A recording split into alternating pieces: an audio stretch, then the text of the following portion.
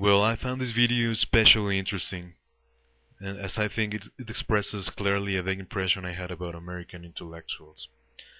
I wouldn't say Mexico is the most politically and socially aware country in Latin America, but I think there's a strong tradition of radical and Marxist thought, as exemplified in figures like the Flores Magón brothers, who were more anarchists than Marxists in fact, but are very respected in Marxist circles today, and like José Revueltas or Adolfo Sánchez Vázquez, who was a Spanish refugee, by the way. There's also a radicalized sector of Catholic Church very influenced by liberation theology, and a plethora of rural and urban guerrillas with Marxist ideologies. Some of them are active even to these days. Among the intellectual elite, among novelists, filmmakers, actors, playwrights, I would say a progressive ideology is almost a precondition to have any credibility here in Mexico.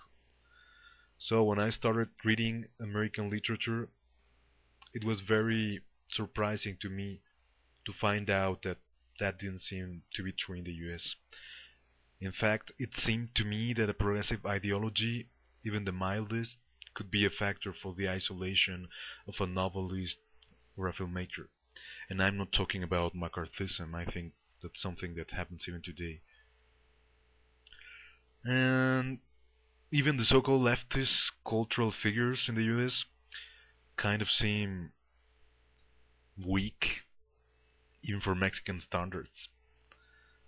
And I think that's really sad, because what you say in the end of your video about that thing about that it has to happen in the US, well, that's been a commonplace and a reason of despair among Mexican left for years.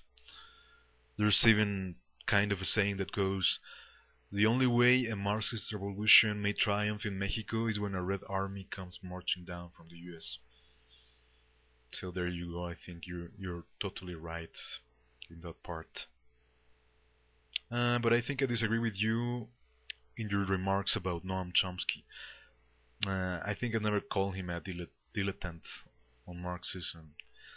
Even if he recognizes he's not a scholar in Marxism, I think he probably knows Marx's work better than you and me.